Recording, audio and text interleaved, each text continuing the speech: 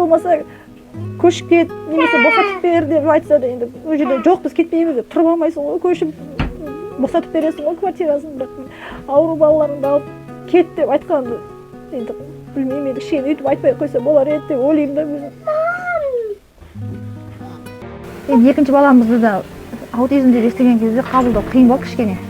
5 жасында білдік, келіп сөйлемей жүр ма, мінезі сондай бұзық болып енді бұзық болып жүр ма деп ойладық та. Қасында жүрсем де бір рет балам итке талаттырып ала жаздадым, үлгере алмай қалдым, қолынан ұстап көшедегі кетіп бара жатқан дәу төбетке қарай жүгіріп сипалайын деп. Енді қорқыныш сезім жоқ та бұларда, суға қарай жүгіреді. Бұл баламды жындыханаға жатқызған кезде өте қиын болды маған. Кәдімгідей андай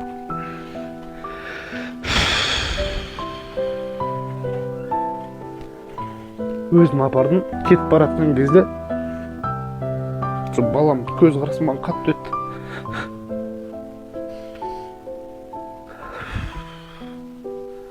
Андай жәке бір өз-өзіме сондай келді ішімде. Бар қолыңнан келген осы осы жерге келіп тыққаның ба деп. Ерекше бала болғандықтан ешқайда шығара алмайсың. Былай тіке айтқан кезде будкаға қамап қойған, күшіктерді будкаға қамап қойғандай өсіресің ғой. Жүрегім ауырады кейде. Не көшеге шығара алмайсың, ешқайда.